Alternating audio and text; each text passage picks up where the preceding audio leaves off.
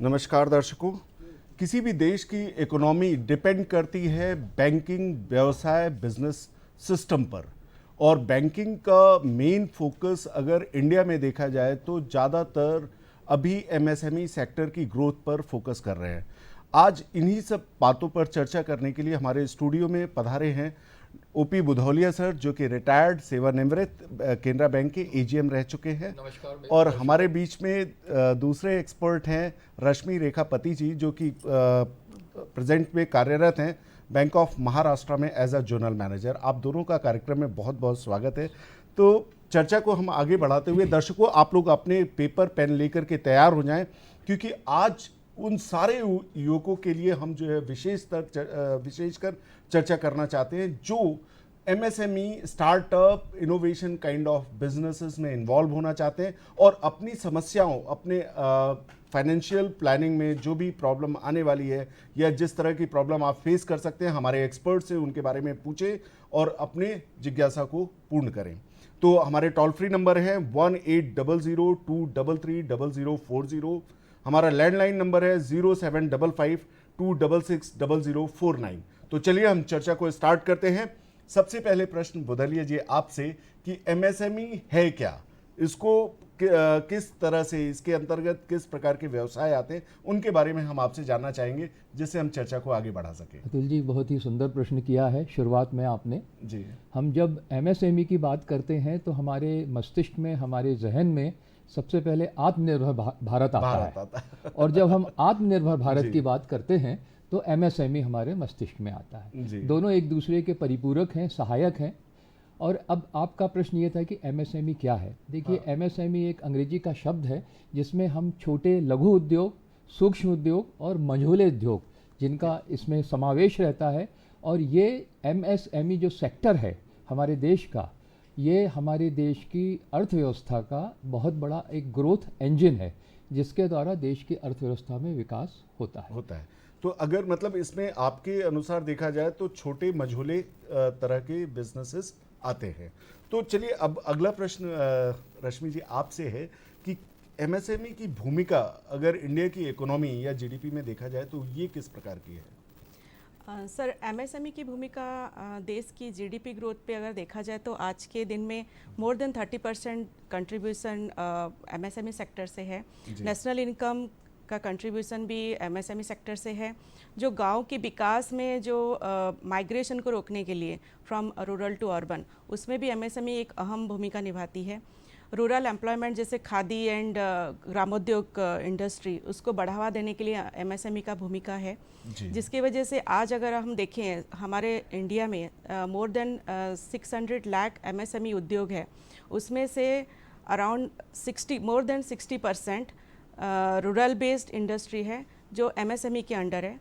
और इकोनॉमी के ग्रोथ के कंट्रीब्यूशन में एमएसएमई न केवल economic growth, socio economic growth में भी एमएसएमई का कंट्रीब्यूशन है। बिल्कुल सही बात है कि अगर एक तरह से देखा जाए कि एमएसएमई जो है कहीं ना कहीं हमारे बैकबोन ऑफ इकोनॉमी को स्ट्रांग करने का काम करती है। Yes, sir. आप जैसा मैं आपको समझ पाया, क्योंकि आपने सोशियो इकोनॉमिक वाली बात अगर करी है तो जाहिर सी बात है कि इंटीरियर सेक्टर में भी इसका जो है एंट्रेंस या इनका जो है प्रादुर्भाव या कह लीजिए अप्लाइड सामाजिक विकास में भी इनका जो है बहुत इंपॉर्टेंट रोल चल रहा है। अब बुधौलिया साहब, एक प्रॉब्लम आ रही है कि एमएसएमई में तो हमने बहुत सारे बिजनेसेस जो छोटे मझोले हैं उनको आपने जैसा बताया हमने देखा, लेकिन क्या इनका किसी तरह की पूंजी से भी कोई रिलेशन है कि पूंजी के बेसिस पर इनका वर्गीकरण हुआ हो, या मतलब कि इतने तक की कैपिटल होगी तो ये स्मॉल स्केल इंडस्ट्री माने जाएंगे, ऐसा कुछ? बिल्कुल, आपने सही कहा। इनका वर्गीकरण किया गया है सूक्ष्म, लघु और मध्यम उद्योगों का। जो सूक्ष्म उद्योग रहते हैं उसमें 1 करोड़ तक का निवेश रहता है। जो स्मॉल रहते हैं, जिनको हम लघु कहते हैं, उनमें 10 करोड़ तक का है और मध्यम में 50 करोड़ तक का है। ये तो एक इनके निवेश की बात है। लेकिन निवेश के साथ साथ इनका जो टर्नओवर है, जो एनुअल टर्नओवर है, वो भी अकाउंट फॉर किया जाता है, उसको भी देखा जाता है। तो जब सूक्ष्म की बात आती है तो 10 करोड़ है, और लघु की बात आती है तो 50 करोड़ है, और जब मध्यम की बात आती है तो 250 करोड़ है। 250। जो इन सीमाओं को जब क्रॉस कर जाते हैं, इन सीमाओं के आगे निकल जाते हैं, तो वो फिर बड़े उद्योगों में चले जाते हैं। बहुत अच्छी बात। अब आपने तो ये तय कर दिया कि उनका इतना कैपिटल होना चाहिए, सूक्ष्म, अति सूक्ष्म और लघु उद्योग का।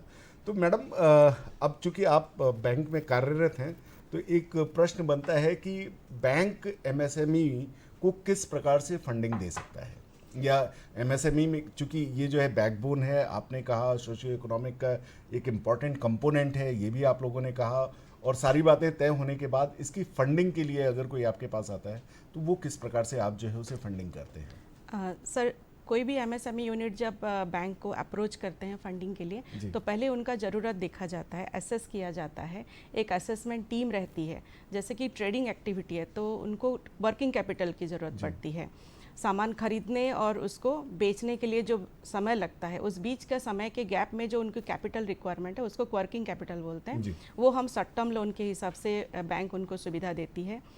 कुछ उद्योग रहते हैं जो मैन्युफैक्चरिंग एंड प्रोसेसिंग यूनिट रहती है, जिसमें हम लोग उनको land purchase, construction of building, plant and machinery setup के लिए भी देते हैं। इसको लॉन्ग टर्म लोन कहा जाता है। लॉन्ग टर्म लोन के साथ साथ हम उनको फिर पूंजीकरण के लिए वर्किंग कैपिटल फैसिलिटी भी उनको देके सहयोग करते हैं। उसके अलावा भी कुछ बिजनेस ऐसे हैं जहाँ पे उनको बैंक की गारंटी ज़रूरत पड़ती है, जैसे कि कॉन्ट्रैक्टर्स हैं, तो उनको भी हम लोग bank guarantee and letters of credit के थ्रू से बैंक उनको सहायता करती है। जी जी, इस पर जो है हम विस्तार से और आगे चल करके चर्चा करेंगे। अभी जो आपने एक वर्किंग कैपिटल और लॉन्ग टर्म कैपिटल कहा, तो बुधोलिया सर, चूंकि आप काफ़ी अनुभव के साथ जो है रिटायर हुए होंगे, और मैं मानता हूं कि आपको जो है जीवन का भी बहुत अधिक अनुभव है, तो यहाँ पर जो हमारे स्टार्टअप या एमएसएमई काइंड ऑफ एंटरप्रेन्योर्स होते हैं, उनको आप क्या सजेस्ट करेंगे कि वर्किंग कैपिटल और ये कैपिटल जो फिक्स काइंड ऑफ कैपिटल है, उसको अलोकेट करते समय या उसको लोन लेते समय क्या सावधानियां बरतें? ये स्टार्टअप यूनिट्स जो हैं, पहले तो हम स्टार्टअप को ही समझ लें क्या है। हाँ, क्योंकि कई दफ़े कि ये मिसनोमर है, थोड़ा सा गलतफहमी रहती है कि हमने कोई छोटा सा नया उद्योग डाला वो स्टार्टअप है। स्टार्टअप वो नहीं है। स्टार्टअप वो है जहाँ पे किसी प्रकार का आप नई चीज़ लाते हैं, जिसको इनोवेशन कहते हैं जी। तो अब जब इनोवेशन की बात है तो पहले तो कॉन्सेप्ट स्टेज में जाती है, और कॉन्सेप्ट स्टेज में जाने के बाद उसको वास्तविक धरातल पे लाते हैं। तो यहाँ पे जो स्टार्टअप इंडिया, जो हमारा देश का जो फोरम है, प्लेटफॉर्म है, जो सबके लिए बनाया गया है, इसमें उन्होंने सीड कैपिटल का एक कॉन्सेप्ट रखा है। और ये सीड कैपिटल देते हैं, 20 लाख रुपए की सीड कैपिटल है। इससे आप चीज़ को कॉन्सेप्चुलाइज कर सकते हैं, उसकी धारणा बना सकते हैं, और उसके बाद उसका आप इसको वास्तविक रूप में लाएंगे। जब आप कॉन्सेप्चुलाइज करते हैं तब आप बैंकर के पास जाते हैं कि ये मेरा प्रोडक्ट है, इस प्रोडक्ट को मैं लॉन्च करने वाला हूँ, इस प्रोडक्ट की जो मैन्युफैक्चरिंग कॉस्ट या डेवलपमेंट कॉस्ट या सर्विस कॉस्ट जो भी कहें, वो आपकी इतनी आ रही है, इसमें हमको सीड कैपिटल इतना मिला है, तो हमारी इतनी इसमें रिक्वायरमेंट है, और ये हमारा रेवेन्यू जनरेशन मॉडल होगा, बिजनेस मॉडल होगा। हाँ, तो चलिए इसी बात को जो है मैं आगे जो है रश्मि जी से पूछूंगा कि रश्मि जी, एक जैसे मान लीजिए स्टार्टअप, जैसा कि उन्होंने कहा बुधलिया साहब ने कि एक नया आइडिया का इनोवेशन करने के लिए या नए कंसेप्ट पर बिजनेस को डेवलप करने के लिए आदमी के दिमाग में प्लान आ गया, सीड कैपिटल भी उसने डिसाइड कर लिया। अब आपके पास अगर वो आता है तो क्या क्या होमवर्क करके आए जिससे आप आसानी से उसको जो है फंडिंग कर सकें? सर, इसमें एक इंक्यूबेशन सेंटर रहता है जहाँ से ये लोग ट्रेनिंग लेके आते हैं, और इनको सर्टिफिकेट्स मिलता है कि ये जो स्टार्टअप प्रोग्राम कर रहे हैं इसका वायबिलिटी आगे क्या होने वाला है। उसी बेसिस पे हम उनका रिक्वायरमेंट समझते हैं, और रिक्वायरमेंट के बेसिस पे हम फिर डराइव करते हैं कि इनको हम किस हिसाब से और कितना अमाउंट तक और कितने टेन्योर तक हम इनको फंडिंग दे सकते हैं। जी जी, उसी हिसाब से फिर अच्छा, आगे इनको होमवर्क में जैसे आपने कहा कि होमवर्क में कुछ ऐसा भी करके आना चाहिए कि हमारा प्रोजेक्टेड प्रॉफिट एंड लॉस ये होगा, हमारा प्रोजेक्टेड बैलेंस शीट, ऐसा भी कुछ उन्हें पेश करना रहता है क्या? सर, वो डिपेंड्स करता है कि कितने अमाउंट का वो लोन अमाउंट है। छोटी अमाउंट लोन रहती है तो उसमें जो असेसमेंट रहती है, वो असेसमेंट हम हमारे जो क्रेडिट ऑफिसर्स हैं उनके साथ ओरल डिस्कशन से कर लेते हैं। अमाउंट जब बड़ी रहती है तो हम टीईवी रिपोर्ट डिमांड छोटा करते हैं। अमाउंट और बड़े अमाउंट का बेसिकली क्राइटेरिया क्या होता है? नॉर्मली अप टू 15 लाख तक हम लोग हमारे क्रेडिट ऑफिसर्स के असेसमेंट के थ्रू से कर लेते हैं। जब अमाउंट धीरे धीरे बढ़ती रहती है तो हम लोग का जैसे मोर देन 10 करोड़ हो गया, 10 करोड़ से ऊपर हम लोग एक टीईवी रिपोर्ट मांगते हैं जो एक टेक्नो वाइबिलिटी रिपोर्ट। हाँ, और उसी के तहत फिर बैंक डिसाइड करती है कि इनका वायबिलिटी है या नहीं है। इसमें मैडम ने बिल्कुल सही कहा। एक चीज़ और इसमें आपको ऐड करना चाहूँगा कि जो nature of funding and amount of funding, ये नेचर ऑफ एक्टिविटी पे डिपेंड करती है स्टार्टअप की। नेचर ऑफ एक्टिविटी, कुछ तो एक फिजिकल प्रोडक्ट्स डेवलप होते हैं, कुछ एक सर्विस प्रोडक्ट होते हैं जो इनविजिबल होते हैं। जैसे प्रोसेसिंग यूनिट। प्रोसेसिंग यूनिट अलग हो गई। तो इसमें जहाँ इनविजिबल होते हैं तो वहाँ पे वो उसका कैश बजट डिटेल्स लेते हैं और कैश बजट्स में जो डेफिसिट अमाउंट आता है उसकी फंडिंग बैंक कर देता है। मतलब डेफिसिट पर ही काम ज़्यादातर किए जाते हैं। बहुत अच्छी बात है। तो ये मतलब टीवी रिपोर्ट बनाते समय बुधौलिया साहब क्या सावधानी रखनी चाहिए, या टीवी रिपोर्ट के मेन कंपोनेंट्स क्या हैं जिस पर एक स्टार्टअप या एमएसएमई सेक्टर को ज़्यादातर फोकस करना चाहिए? टीईवी रिपोर्ट एक तो थर्ड पार्टी से बनवाते हैं, एक क्वालिफाइड इंजीनियर बनाता है या बैंक के अंदर ही जो क्वालिफाइड इंजीनियर्स हैं, रिक्रूटेड हैं, वो बनाते हैं। एंटरप्रेनर तो अपना एक प्रोजेक्ट रिपोर्ट देता है। अब आपका प्रश्न ये है कि उसमें कौन से पॉइंट्स हम देखें जिससे वाइबिलिटी मालूम पड़े या वाइबिलिटी चेक हो सके, और कम से कम हमारे दर्शक जो इस चीज़ का ख्याल रख सकें। तो देखिए, जो भी प्रोडक्ट है, हम प्रोडक्ट पे नहीं जा रहे हैं, लेकिन कुछ ऐसे पैरामीटर्स होते हैं जिनके चेंज होने से प्रॉफिटेबिलिटी चेंज होती है। एक पैरामीटर होता है इंटरेस्ट रेट का। तब एक सेंसिटिविटी एनालिसिस की जाती है कि अगर इंटरेस्ट रेट बढ़ गए तो आपकी प्रॉफिटेबिलिटी कहाँ जाएगी, कितना इम्पैक्ट आएगा। अगर एक सेकंड फैक्टर होता है मार्केटेबिलिटी का, सेल्स का जिसको कहें। अगर सेल्स आपका डाउन हो गया बिकॉज ऑफ न्यू कॉम्पिटिटर्स और वट एवर द रीजन, कोई भी रीजन, न्यू एंट्रेंट्स आ गए, तब आपकी बॉटम लाइन जो प्रॉफिटेबिलिटी है, जो फायदा है, जिसको सकल लाभ कहते हैं, वो कम हो जाता है। तो इन 3-4 फैक्टर्स को देके टेक्नो वाइबिलिटी स्टडी करी जाती है, जिसको सेंसिटिविटी एनालिसिस कहते हैं कि हमारा जो प्रोजेक्ट है वो कितना सेंसिटिव है इन चीज़ों के अगेंस्ट, इन चीज़ों के बेसिकली मैनेजमेंट में जैसे कहते हैं कॉस्ट मिनिमाइजेशन, प्रॉफिट मैक्सिमाइज, तो वही आपका तात्पर्य है कि इंटरेस्ट रेट अगर बढ़ेगा। नहीं, थोड़ा मैं इसमें करेक्ट करूंगा। कॉस्ट मिनिमाइजेशन थोड़ा डिफरेंट एस्पेक्ट है, दूसरा एस्पेक्ट है। इसमें हमें अपने खर्चे रोके जाते हैं, कर्टेल करते हैं, निगोशिएट करते हैं, जो चीज़ 100 रुपए की आ रही है निगोशिएट करके 90 में ले रहे हैं। और वहाँ पे जो है हम उसका इम्पैक्ट एनालिसिस। तो दोनों में फर्क है कि cost minimization is a different aspect, और यहाँ पर जो है अपन देख रहे हैं सेंसिटिविटी एनालिसिस कि उसका इंटरेस्ट रेट का इम्पैक्ट हमारे प्रॉफिटेबिलिटी पर या ग्रॉस प्रॉफिट पर कितना आ रहा है। बिल्कुल ठीक, बहुत अच्छी बात। तो चलिए अब हम जो है चूंकि एक सभी वर्ग के स्टार्टअप एंटरप्रेन्योर्स, एमएसएमई के एंटरप्रेन्योर्स, सभी का ये रहता है कि हमारे लिए बैंक जो है, कई बार होता है ना, हमसे एक दर्शक जुड़ चुके हैं, अंकित पांडे जी खरगोन से। अंकित जी नमस्कार। अंकित जी, आप अपने टीवी का वॉल्यूम कम कर लीजिएगा, आपको हमारी आवाज क्लियर आएगी। प्रश्न पूछिए आप। सर, अपन को ये ऑटोमोबाइल सेक्टर में मतलब उद्योग, थोड़ा दुकान के हिसाब से मतलब स्टार्टअप करना है, चालू करना है जी। तो उसके लिए अपने पास अभी है नहीं तो सहायता मतलब कहाँ से प्रदान जी। तो ऑटोमोबाइल बिजनेस आप स्टार्ट करना चाहते हैं, आपके पास और क्या क्या कैपिटल है, या क्या किस तरह की हेल्प चाहते हैं आप?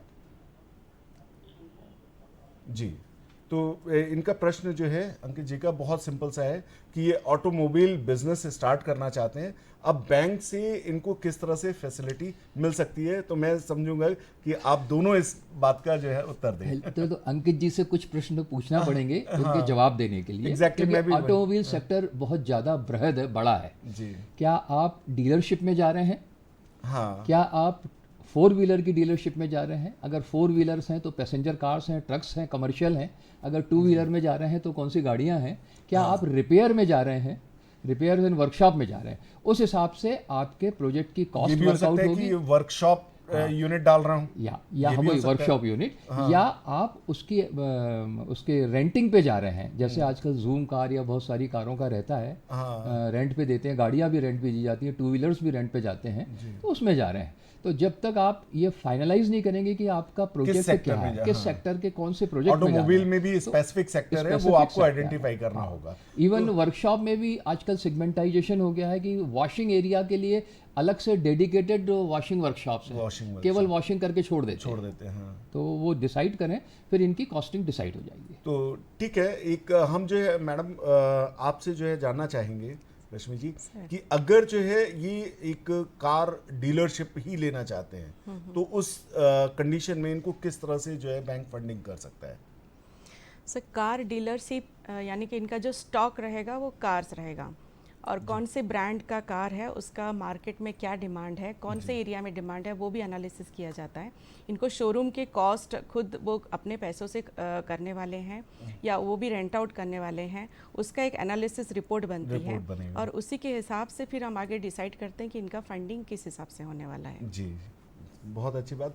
मैं समझता हूँ कि अंकित जी अगली बार जब आप आइएगा तो प्रश्न को थोड़ा सा और क्लेरिफाई Fine करिएगा, tune कर लीजिए। जिससे हम जो है अच्छी तरीके से उसे समझ करके जो है अपने एक्सपर्ट से उसका सॉल्यूशन पूछ सके। चलिए अब हम चर्चा को आगे बढ़ा रहे हैं। रश्मि जी, प्रश्न आपसे था कि एमएसएमई सेक्टर या इंटरप्रेन्योर या स्टार्टअप करने वाले को कितने तरह से जो है या किस किस प्रकार से लोन फैसिलिटी प्रोवाइड की जाती है बैंकों के माध्यम से? सर एमएसएमई उसमें देखिए सरकार की तरफ से तो बहुत सारे सुविधाएं हैं। हाँ, अलग जैसे छोटे से लेके काफ़ी बड़े एंटरप्रेन्योर तक अपन हम जाएं तो छोटे से छोटा जैसे स्ट्रीट वेंडर है, कोई ठेला लगाता है, सब्जी वाला है, तो उसको अभी पीएम स्वनिधि बोल के अप टू 10,000 वो 10,000 से लेके 1 लाख तक दिया जाता है। उसके अलावा भी उससे ऊपर 10 लाख तक हम लोग, कोई छोटा कारीगर है, कोई किराना स्टोर है, कोई बुटीक है, छोटे लेवल पे जो बिजनेस करते हैं उनको अप टू 10 लाख तक प्रधानमंत्री मुद्रा योजना के तहत हम लोग लोन देते हैं। और उससे बड़ा कोई बिजनेस है तो up to 5 crore CGTMSE scheme के अंदर भी किया जाता है। अलग अलग बैंकों के अलग अलग प्रोडक्ट्स के हिसाब से भी स्कीम होते हैं, जैसे GST स्कीम्स हो गए, कॉन्ट्रैक्टर स्कीम्स हो गए, हॉस्पिटलिटी स्कीम हो गए। तो ऐसे MSME के सेक्टर वाइज भी अलग अलग स्कीम्स रहते हैं बैंकों के, और सरकार की तरफ से जो स्कीम रहते हैं वो सभी प्रकार के पब्लिक सेक्टर बैंक में ये सुविधा दिया जाता है। अच्छा, बहुत अच्छी बात है कि मतलब टॉप टू बॉटम अप्रोच कह लूँ इसे, Yes, sir. कि अगर वो स्ट्रीट वेंडर से ले करके, क्योंकि पहले इनके पास ही बड़ी समस्या होती थी कि ये फंडिंग कहाँ से, न ये पैसा इकट्ठा कर पाते थे, न ही अपने बिजनेस में उतना सक्सेस इनको मिलता था, या इनका फ्लो भी उतना कम ही होता था।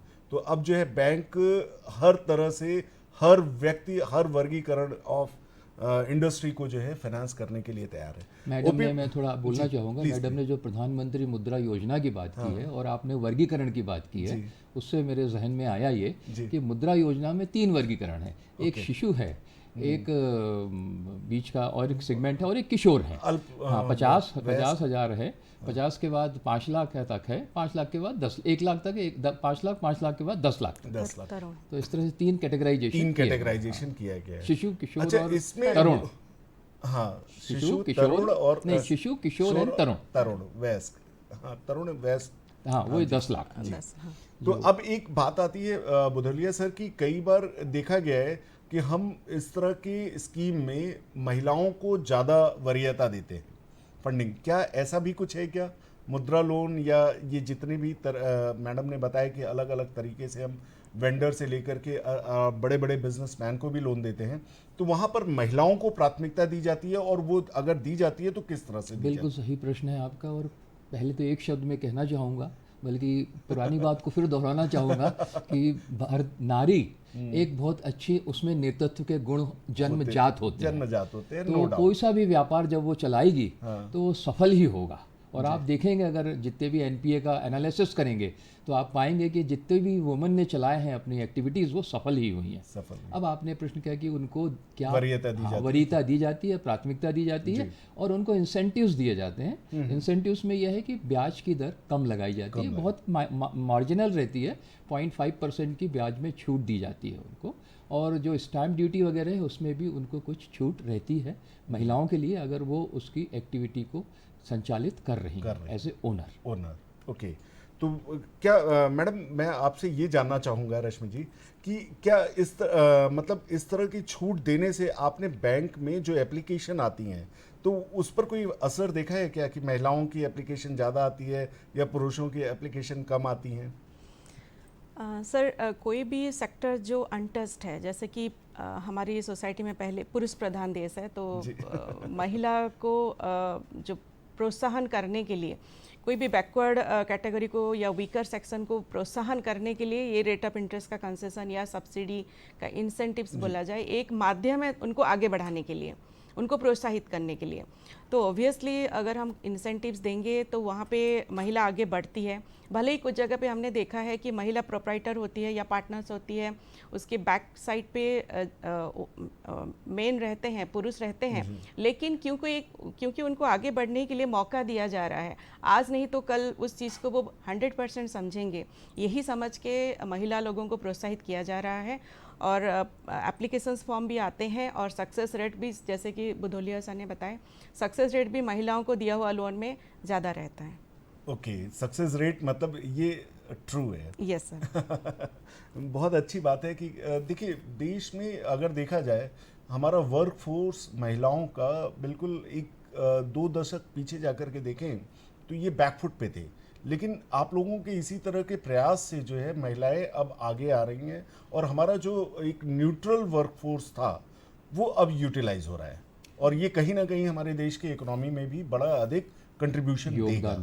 ऐसा ये जो सरकार की योजनाएं हैं कहीं ना कहीं प्रतिभूति देंगी। बिल्कुल सही कहा, मतलब सरकार की योजना रिवॉर्ड ये है, हमें मिलेगा। हर एक बैंक को टारगेट देते हैं कि कम से कम इतनी महिला एंटरप्रेन्योर को आपको लोन देना ही है।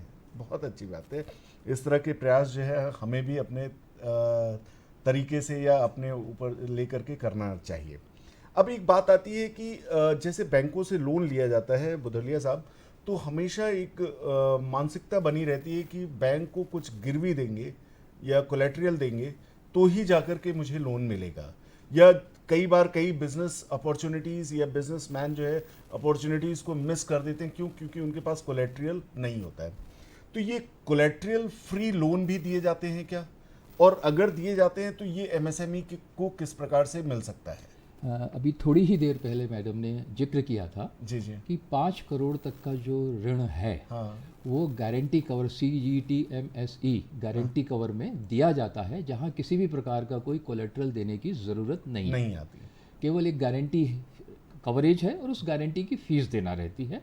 और ये गारंटी कवरेज सरकार की एक संस्था है, एक बॉडी बनाई है जिसमें इन्वेस्टमेंट है, बाकी कई एजेंसीज का, वो देती हैं। इसके अलावा जब अगर हम मुद्रा लोन पे चलते हैं तो उन जो 10 लाख तक के लोन है उनको, उनके लिए भी गारंटी कवर है, लेकिन डिफरेंट गारंटी कवर है वो, जैसे CGFMU। ओके। तो इस तरह से मतलब कोलेट्रियल फ्री लोन दे करके उन बिजनेसमैन को या जो एमएसएमई सेक्टर के ओनर्स हैं या जो एमएसएमई में पार्टिसिपेट कर रहे हैं उनको भी आसानी से लोन मिल सकता है। अब प्रॉब्लम ये आती होगी रश्मि जी कि आपको लोन की रिकवरी, क्योंकि उन्होंने कोई कोलेट्रियल नहीं दिया है तो उनके ऊपर मानसिक तौर पर कोई बंधन नहीं है कि अगर बिजनेस सक्सेस हुआ तो ठीक है, नहीं सक्सेस हुआ तो भी चलेगा। क्यों? क्योंकि मेरा कुछ कोलेट्रियल तो है ही नहीं। तो ऐसे में आप किस तरह की समस्याओं का सामना करती हैं? सर ये निर्भर करता है कि जैसे कि आपने एक शब्द यूज़ किए, मानसिकता। कुछ बोरोअर्स के मॉर्गेज भी रहते हैं, प्रॉपर्टीज़ भी रहते हैं, लेकिन फिर भी अकाउंट NPA होते हैं। कुछ बोरोअर्स के बिल्कुल प्रॉपर्टीज़ नहीं रहते हैं, कोलेट्रल फ्री लोन रहते हैं, फिर भी उनका लोन रेगुलर रहता है और वो आगे उनको बैंक लोन देती भी है, क्योंकि वो कंटिन्यूस 3-4 साल से अकाउंट रेगुलर रखते हैं और उनका बिजनेस एक्सपेंशन भी होता है। तो ये प्योरली बेस्ड ऑन द जो एटीट्यूड के ऊपर डिपेंड करता है, उनके मैनेजमेंट कैपेसिटी के ऊपर डिपेंड करता है कि वो बिज़नेस को कैसे रन कर रहे हैं, उनकी बिज़नेस को लेके कितना सीरियसनेस है, कितना डिसिप्लिन है, कितना फाइनेंशियल डिसिप्लिन वो मेंटेन करते हैं, इसी के ऊपर डिपेंड करता है, ना कि वो कोलेट्रल फ्री है या कोलेट्रल के साथ लोन है। बाकी जैसे आपने एक बताया कि ऑब्वियसली किसी का कोलेट्रल नहीं है तो उसके ऊपर प्रेशर नहीं है। अगर उसका कोलेट्रल नहीं है फिर भी उस बोरोअर का सिबिल जो रैंक है, सिबिल डाउन होती है। अगर उसका रिपेमेंट्स नहीं होती है तो सिबिल रैंक कम होती है, CMR रैंक कम होता है, अगर आपका सिबिल कम होता है तो बैंकिंग डोमेन से ही आप हटवा दिए जाएंगे। कोई भी बैंक आपको 1 रुपये का भी लोन नहीं देंगे आगे, जिसकी वजह से आप अपना बिजनेस ग्रोथ या बिजनेस एक्सपांसन नहीं कर सकते। तो आज के दौर पे जो एक हमारे रेगुलेटरी अथॉरिटी के तहत एक सिबिल एक बहुत बड़ा टूल है टू एक हल्का सा प्रेशर बनाने के लिए कि आपको मानसिकता चेंज करने के लिए कि हमको फाइनेंशियल डिसिप्लिन मेंटेन करना है और अपना रिपेमेंट रेगुलर रखना है। जी जी मैडम ने, मैं बोलना चाहूँगा, मैडम ने जो कहा उस और आपने जो पूछा, बड़े ब्रीफ में एक चीज़ और कहता हूँ। बैंक जब अप्रेजल करता है तो 3 C देखता है। करेक्टर, करेक्टर मतलब उसके how he is committed to his personal commitments, commitment जो उसका व्यापार के प्रति है, और आना तीसरा C है कैपेसिटी, जो मैडम ने बात की। इसके अलावा जब रिकवरी की बात आती है, सबके बावजूद भी तो गारंटी जो कवरेज लिया है हमने 5 करोड़ तक के ऋण का, जो CGTMSE है, तो उससे हम अपना इन्वोक करके गारंटी का पैसा अपना वसूल लेते हैं। जी, अब हम एक छोटे से ब्रेक के लिए रुकेंगे और ब्रेक के बाद फिर हम अपनी चर्चा को जारी करेंगे। जी।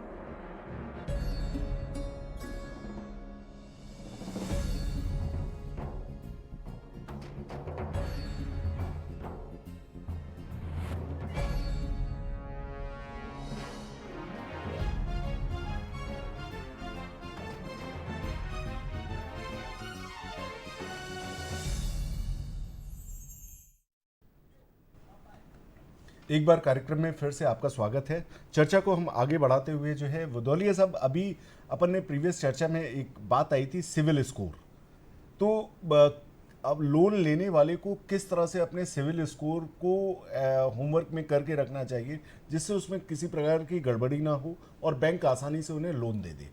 सिविल स्कोर मेंटेन करने के लिए सबसे पहला जो कदम है वो ये है कि हम अपने कमिटमेंट्स को टाइम से पूरा करते रहें, क्योंकि जहाँ भी डिफ़ॉल्ट किया पेमेंट में, इंस्टॉलमेंट पेमेंट में, ब्याज के पेमेंट में, हमारा सिविल स्कोर कम हो जाता है। हम डिफ़ॉल्टेड कैटेगरी में धीरे धीरे आने लगते हैं। एक चीज़ तो ये बहुत ज़रूरी है। दूसरा, हम जब चाहते हैं कि और कोई दूसरा लोन लेना है, मान लीजिए हमने MSME का लोन लिया है और वो चल रहा है, अच्छा चल रहा है, अब हम मकान खरीदना चाहते हैं। अब मकान के लिए हमने 4 बैंकों में गए, 4 बैंकों ने 4 सिविल निकाली, तो ये सिविल का बार बार देखना निकालना भी हमारे सिविल स्कोर को कम करता है। तो मतलब हमें प्रायः बहुधा जो है अपने वो उसको बार लोन का बार- एफर्ट नहीं करना हाँ, चाहिए, बार लोन बार- के लिए अप्लाई नहीं हाँ, करना चाहिए। क्योंकि उसका एक हमारे Okay. सिविल के ऊपर इम्पैक्ट आता है एडवर्स कि इस आदमी को फाइनेंस की ज़रूरत है, ये पैसे की इसके पास कमी है, और चूंकि इसके पास पैसे की कमी है तो ये कमिटमेंट मीट आउट नहीं कर पाएगा। एक तो मैसेज मतलब जाता है। बैंक तभी लोन देगा जब आपको पैसे की कमी नहीं हो। नहीं, आप दिखाएं ऐसे कि हमको कमी नहीं है। नहीं है आप 6 जगह जाएंगे तो सब बोलेंगे कि अरे भाई इनको तो पैसे की कमी ज़रूरत है। है। हाँ, जी, पहले पेपर्स चेक कराइए और फिर उसके बाद सिविल दिखवाइए। सिविल दिखवाइए। ठीक है, तो बहुत अच्छी बात है कि सिविल स्कोर मेंटेन करने के लिए दर्शकों आप जो है ध्यान रखें कि बार बार लोन के लिए अप्लाई ना करें। कई जगह से अगर आप बहुधा जो है लोन के लिए अप्लाई करते हैं तो आपका सिविल स्कोर अफेक्टेड होगा, सिविल स्कोर गिरेगा, और अगर सिविल स्कोर गिरता है तो बैंक आसानी से आपको लोन नहीं देगा, और अगर लोन देगा भी तो उसका इंटरेस्ट रेट अफेक्टेड होगा, ज़्यादा होगा। बिल्कुल ठीक बात। अब एक बात आती है रश्मि जी की क्रेडिट गारंटी स्कीम। आपने अपने चर्चा में क्रेडिट गारंटी स्कीम का डिस्कशन किया था, इसको हम आसान शब्दों में कैसे समझें? सर, ये जो CGTMSE है, ministry of micro small and medium enterprises, government of India and SIDBI, इन दोनों के तरफ से एक ट्रस्ट एस्टेब्लिश किया हुआ है जिसको कहते हैं CGFT, credit guarantee fund trust. और ये ट्रस्ट गारंटी कवर करती है MSME यूनिट्स की टू एनेबल दैम, उनको कंटिन्यूस क्रेडिट फ्लो करवाने के लिए ये गारंटी कवरेज किया जाता है। ये अप टू 5 करोड़ तक लोन अमाउंट तक किया जाता है। लोन अमाउंट का 75% इसमें कवरेज होता है, और इसमें एक एनुअल गारंटी फ़ी भरनी पड़ती है। आउटस्टैंडिंग लोन बैलेंस का एज ऑन टुडे 1.3% गारंटी फ़ी भरनी पड़ती है। और ये कोलेट्रल फ्री लोन देने के लिए CGTMSE बहुत बड़ा योगदान है आज के दिन में MSME लोन को। मतलब उन लोगों को प्रोत्साहित करने के लिए जिनके पास कोलेट्रियल देने के लिए नहीं है, क्षमता नहीं, आसानी से जो है लोन बिल्कुल देने में जो है ये सहायक है। और सहायक इसमें है। एक चीज और है कि जो मुद्रा लोन है 10 लाख तक के लोन है, उन लोन पे ये गारंटी का फीस जो है वेव्ड है।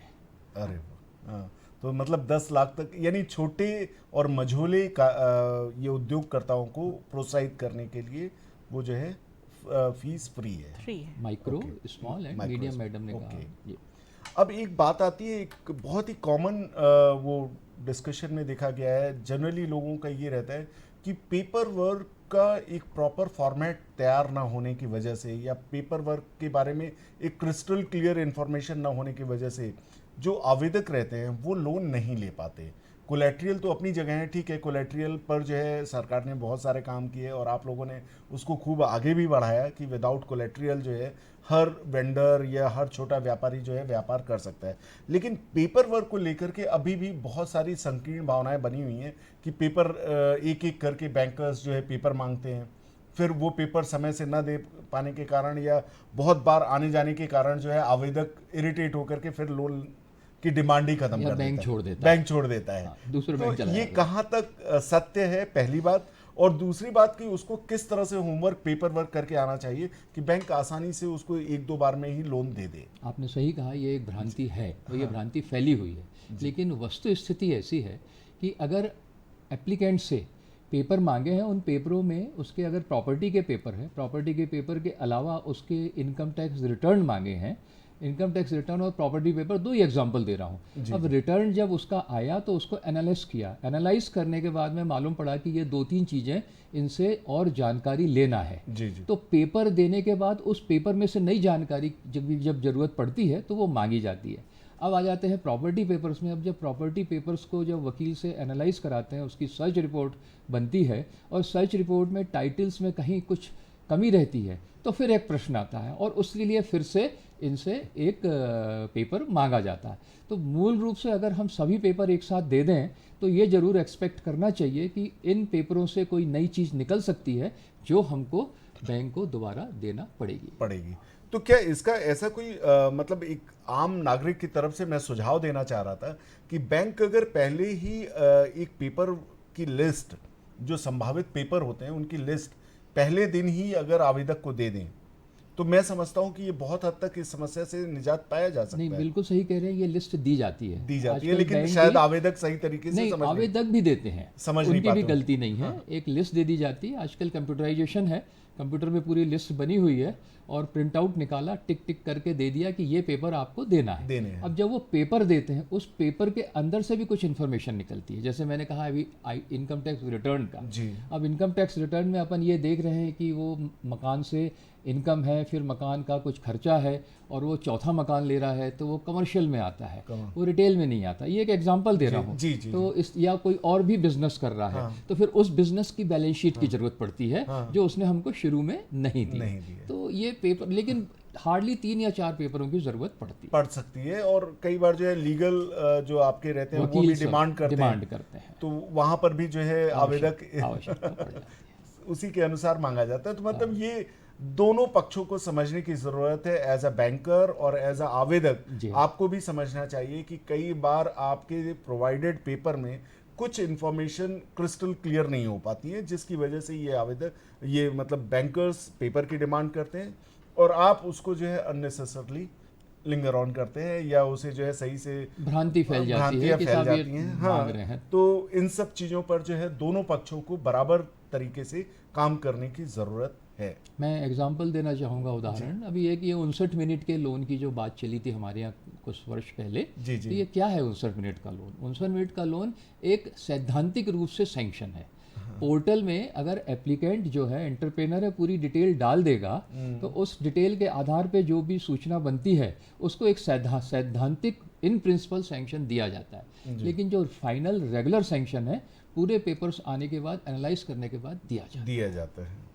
उसको अब उसी तरीके से देखा जाए कि भाई अगर आप कहीं भी किसी भी इंफॉर्मेशन को दे रहे हैं तो उसमें सब पॉइंट्स को डिक्लेयर करना या उनको समझना, बैंकर्स को भी समझना बहुत ज़रूरी होता है।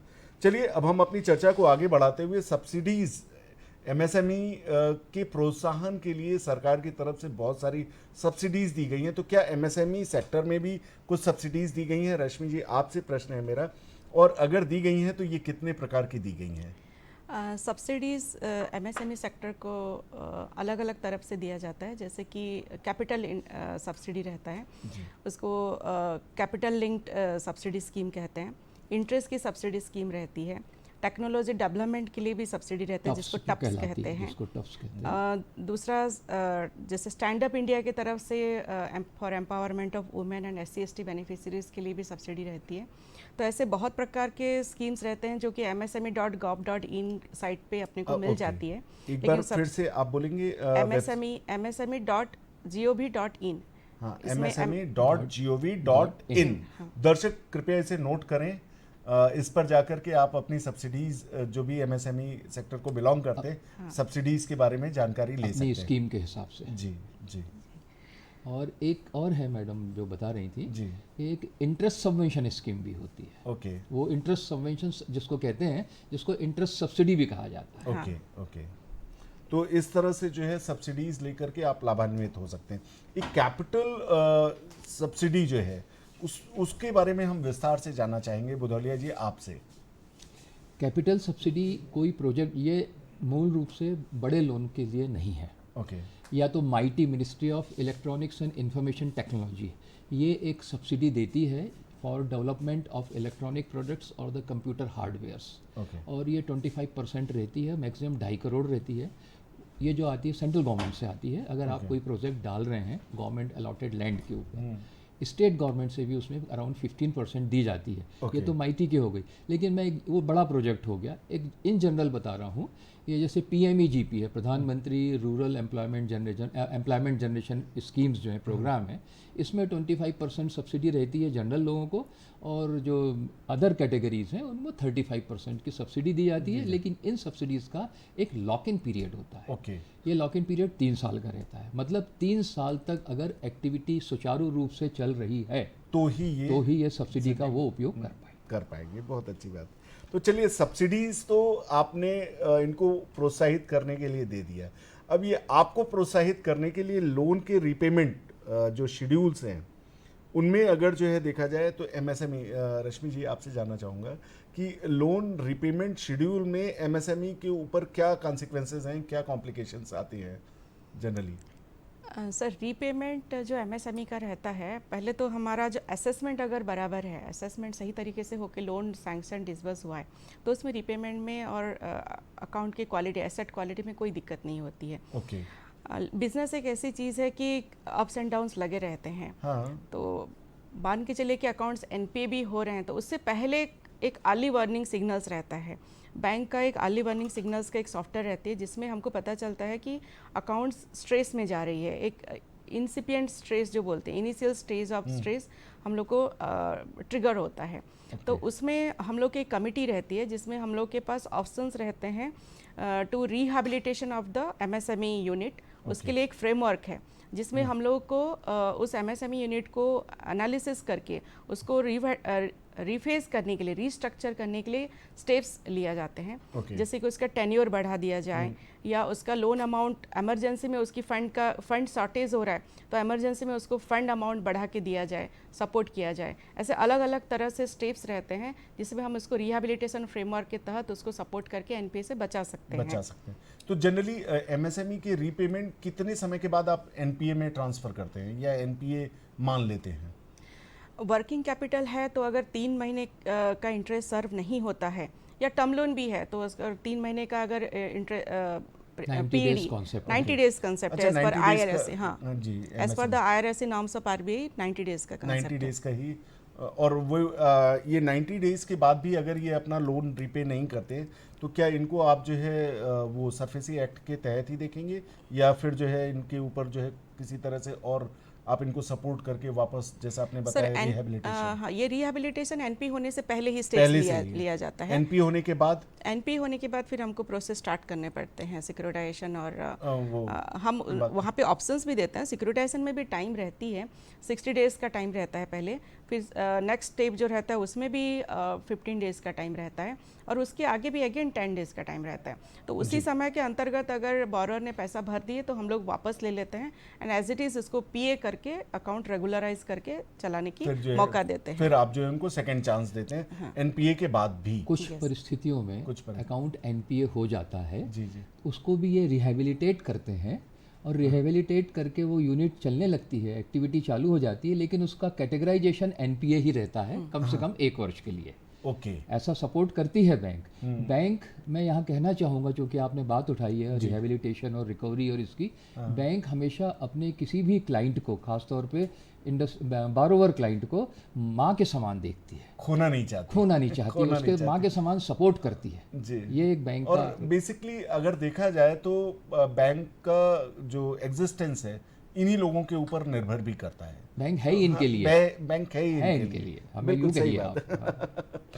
ये बात सही है। तो बारोवर भी इस बात का ध्यान रखें कि अपनी माँ का, जैसे कि आपने कहा कि जिस तरह से माँ बच्चे का केयर करती है तो बच्चा भी माँ को उतना ही केयर, रेस्पेक्ट दे जितना उनको ज़रूरत है। तो समय ये दोनों के लिए ज़रूरी है कि दोनों एक दूसरे का ध्यान रखते हुए, ख्याल रखते हुए इस सिस्टम को सुचारू ढंग से चलाते रहें। यहाँ एक सुझाव दे सकते हैं अपन दर्शकों को कि आपने जो एक्टिविटी चल रही है, आपको जो आपकी एवरी डे या हर महीने का जो प्रॉफिट आ रहा है उसका कुछ परसेंटेज आप एक सिंकिंग फंड बना लीजिए, एक सरप्लस फंड बनाइए, जिससे कभी भी आपका रिपेमेंट में कोई दिक्कत ना जाए। जिस वक्त आप तकलीफ में आए तो उस सिंकिंग फंड से पैसा चुका दीजिए। पे आ रहा था बिल्कुल।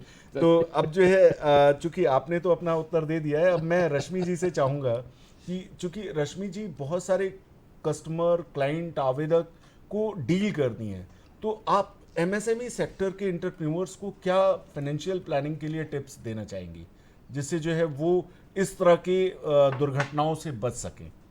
जैसे कि सर ने बताया कि सिंकिंग फंड ये बहुत बढ़िया कंसेप्ट है, इसको कंटीजेंसी प्लानिंग भी कहा जाता है। जी। अब अपने डे टू डे प्रॉफिट से आप कुछ परसेंटेज अपने इमरजेंसी के लिए सेव करके रखें, और एक हैबिट बना लें कि आपका जो लोन का ईएमआई है या पीईडी है, principal equal distributed principal amount plus interest, ऐसा 2 भागों में बांटा जाता है रिपेमेंट टर्म्स को। तो उसका प्लानिंग आप पिछले 6 महीने का, आगे के 6 महीने का आप प्लान करके रखें, क्योंकि आपका जो प्लानिंग है, फाइनेंशियल प्लानिंग अगर अपन देखा जाए तो एक बैंक, अगर बैंक से उधारी लिए हैं तो बैंक का इंटरेस्ट और प्रिंसिपल आपको चुकाना है, आपका लेबर कॉस्ट आपको देखना है, आपका मार्केटिंग कॉस्ट आपको देखना है, आपका रॉ मटेरियल का कॉस्ट देखना है। तो ये जो फाइनेंशियल प्लानिंग है, आप खुद अगर अकाउंटिंग देखते हैं अपने यूनिट का, या फिर आपका कोई अकाउंट्स मैनेजर है, तो उसके साथ हमारा जो मेन प्रमोटर है उनको भी अपने अकाउंट्स मैनेजर का डे टू डे बेसिस पे एक कन्वर्सेशन होना चाहिए कि अकाउंटिंग का प्लानिंग कैसा हो रहा है, आपका रॉ मटेरियल का कॉस्ट बढ़ रहा है तो उसमें आपको क्या डिसीजन चेंज करना है। अगर आपका रॉ मटेरियल का कॉस्ट आगे बढ़ने वाला है तो आप पहले से उसको ख़रीद के रखें। आपका मार्केटिंग कॉस्ट किस हिसाब से हो रही है, ये सब चीज़ें आप माइन्यूटली जब प्लान करके करेंगे बिजनेस, तो उसमें कोई चांस नहीं है कि आपकी बिजनेस फेल लॉस हो। बिल्कुल सही बात है। तो ये कंटिंजेंसी रिजर्व और सिंकिंग फंड, ये मुझे लगता है कि दो तरीके से यूज़ करना चाहिए। फ्यूचर अनसर्टेनिटी में कंटिंजेंसी रिजर्व यूज़ कर लें, और जो लोन के रिपेमेंट या एक्स्ट्रा लायबिलिटीज़ हैं उनके लिए ये सिंकिंग फंड जैसे टूल्स का यूज़ करके जो है बेहतर फाइनेंशियल प्लानिंग कर सकते हैं। ऐसा मुझे लग रहा है कि क्योंकि वहाँ पर एक इस फंड को कहीं सिंकिंग फंड जैसे इन्वेस्टमेंट में डालेंगे तो वहाँ से एक रिटर्न भी आएगा, तो ये इनकी लायबिलिटीज़ को भी रिड्यूस करने में सहायक होगा। ये आपके इन्फ्लेशन को ऑफसेट करेगा। ऑफसेट भी करेगा, बिल्कुल सही बात है। और कहीं ना कहीं अगर आप देखें कि अगर आपकी एक लायबिलिटी पे कोई एक्स्ट्रा चार्ज आ रहा है तो सिंकिंग फंड एक एक्स्ट्रा सरप्लस अमाउंट भी दे रहा है। तो चलिए अब हम चर्चा को आगे बढ़ाते हुए अगर देखें कि आपने एक बहुत अच्छी चीज़ें बताई, अब इसके बाद एक स्टेप डिजिटल बैंकिंग आ जाने से स्टार्टअप या एमएसएमई सेक्टर में, बुधलिया सर मैं आपसे जानना चाहूँगा कि ये किस तरह से विस्तार किया, इसने बिजनेस का विस्तार किस तरह से किया और बैंकिंग में इसने किस तरह से सपोर्ट किया। रश्मि जी, ये मैं आपसे जानना चाहूँगा। डिजिटल बैंकिंग, जहाँ तक हमारे क्लाइंट्स का सवाल है, हम यहाँ मैं क्लाइंट्स वर्ड यूज़ करूँगा जी। तो डेफिनेटली हमको हार्ड कैश लेके चलने की ज़रूरत नहीं है, और जहाँ हम कैश लेके नहीं चलते हैं तो हम रिस्क कम करते हैं। इसके अलावा उसमें स्पीड है, एक्यूरेसी है, सुरक्षा है। और अब बारोवर क्लाइंट्स पे आते हैं तो गवर्नमेंट ऑफ इंडिया ने स्कीम निकाली है, जो मैडम ने अभी जो संवाद निधि की बात की थी, जो हमारे जो रोज के बेचने वाले लोग होते हैं उनको इंसेंटिव दिया गया है कि अगर आप यूज़ करते हैं डिजिटल बैंकिंग को अपने पैसा वसूल करने के लिए, लेने के लिए, तो उसका एक अमाउंट के बाद आपको इतना परसेंटेज एडिशनल इंसेंटिव मिलेगा। तो वो इंसेंटिव उनको एडिशनल इनकम देता है, जो उनकी ग्रोथ बढ़ाते हैं, उनकी लिविंग स्टैंडर्ड को बढ़ाता है और उनमें आगे और व्यापार करने की क्षमता को बढ़ाता है। बहुत अच्छी बात।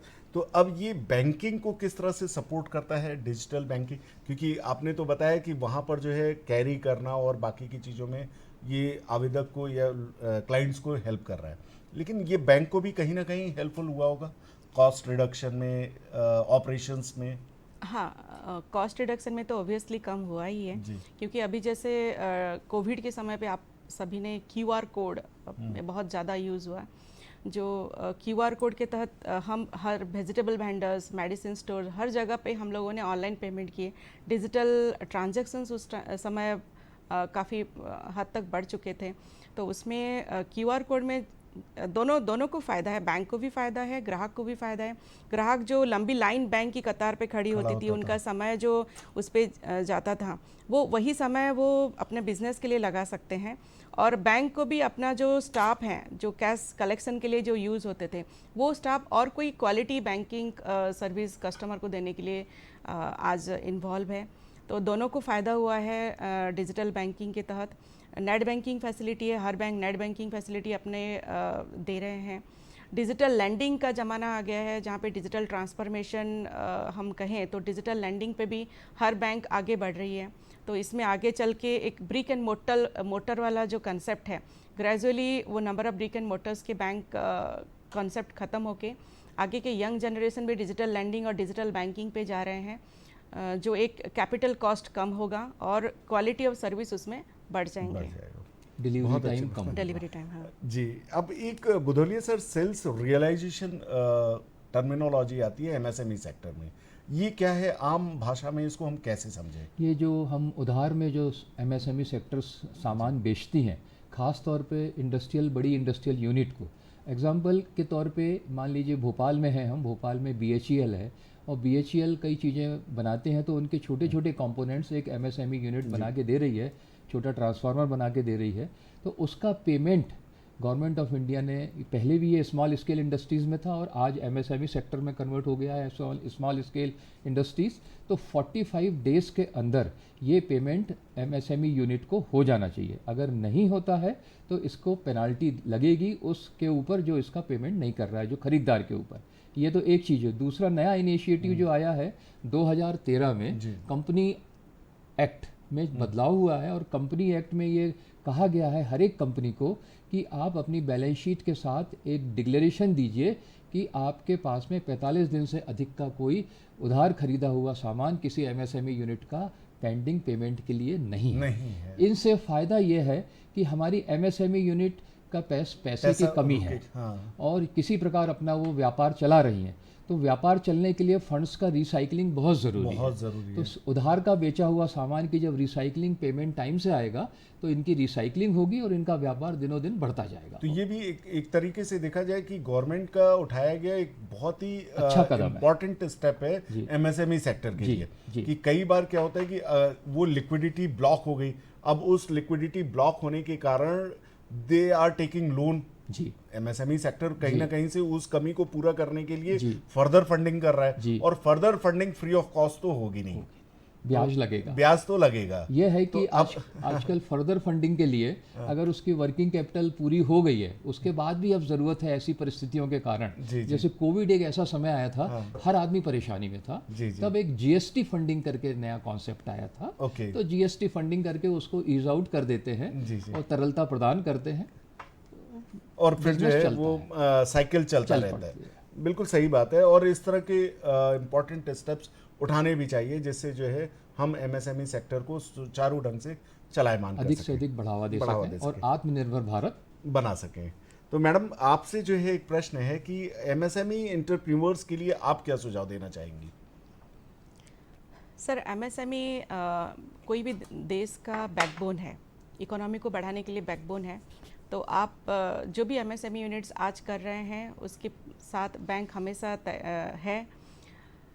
हालांकि आपको अपना फाइनेंशियल डिसिप्लिन मेंटेन करना है, खुद ही कर रहे हैं हाँ, और तभी बैंक आपके साथ हमेशा रहेगा आपके बिजनेस एक्सपेंशन के लिए।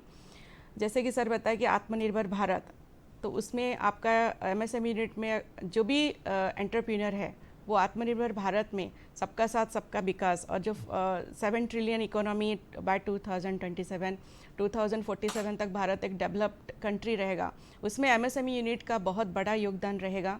तो मेरी एक सुझाव है कि जो भी इस MSME यूनिट में है वो आगे उसको कैसे बढ़ा के लेके जाएं, जो फ्यूचर का डिमांड है उसको मद्देनज़र रखते हुए आगे उसको कैसे बढ़ा के लेके जाएं, उसके ऊपर वो काम करें। यही मेरी सुझाव रहेगा। बुदौलिया सर, आपसे जो है एक चीज़ जानना चाहेंगे कि MSME की ग्रोथ पॉलिसी के लिए आप चूंकि बैंकिंग सिस्टम में रह चुके हैं और बहुत ही लंबे समय से जो है वो किया है, तो आप शॉर्ट में कुछ पॉलिसी जो है सजेस्ट करें अपने पर्सनल बेसिस पे। MSME जैसा नाम है, माइक्रो, स्मॉल एंड मीडियम, तो इनके पास इन्वेस्टमेंट की कमी है, तो इनको एडिशनल जो बर्डन होता है इन द फॉर्म ऑफ अलग चार्जेस वो कम होना चाहिए। एक चीज़, जैसे क्रेडिट रेटिंग की जाती है, तो MSME सेक्टर को क्रेडिट रेटिंग से मुक्त रखना चाहिए, क्योंकि क्रेडिट रेटिंग में बहुत चार्जेस जाते हैं, है ना, इनकी फिर बॉटम लाइन अफेक्ट होती है। एक चीज़। दूसरी चीज़, चूँकि MSME सेक्टर में जो ग्रीन फील्ड प्रोजेक्ट्स रहते हैं उसमें मूल रूप से देखा जाए तो प्रमोटर जो है वो मालिक भी रहता है और नौकर भी रहता है। तो हमें इस कॉन्सेप्ट से काम करना चाहिए। और तीसरा चीज़ कि जब तक आप स्टेबलाइज ना होएं, जो भी कमाई कर रहे हैं उसको अपनी बिजनेस में ही लगाएं, स्वयं के ऊपर कम से कम खर्च करें कि वो जरूरत के हिसाब से। बिल्कुल सही बात है। तो चलिए, आप लोगों ने जो है हमारे दर्शकों को खूब ढेर सारी जानकारियां प्रदान की और बैंकिंग को लेकर के जो भ्रांतियां थी उनको भी दूर करने में हेल्प करी। बैंक को जो है एक मित्र की तरह जो और एक माँ की तरह जो आपने एग्जाम्पल दे करके समझाया, ये बहुत ही अच्छा था। आप लोग हमारे स्टूडियो में पधारे, बहुत बहुत धन्यवाद आपका जी। नमस्कार। तो दर्शकों, आपने इस प्रकार से देखा कि किस तरह से हमारे एक्सपर्ट ने बैंकिंग व्यवसाय को MSME सेक्टर के लिए ही सेक्रीफाइस हमेशा वो कर रहे हैं, वो हमेशा जो है इस बात का प्रयास कर रहे हैं कि किस तरह से कितनी आसानी से जो है बैंकिंग सेक्टर को पैसा मिल जाए, वो अपने वर्किंग कैपिटल और long term capital, fix capital पर जो है आसानी से काम कर सकें और अधिक से अधिक लाभ कमा करके देश की इकोनॉमी और जीडीपी में सहयोग दे सकें। चलिए अगले सप्ताह फिर हम मिलेंगे नए टॉपिक पर चर्चा करने के लिए। धन्यवाद, नमस्कार।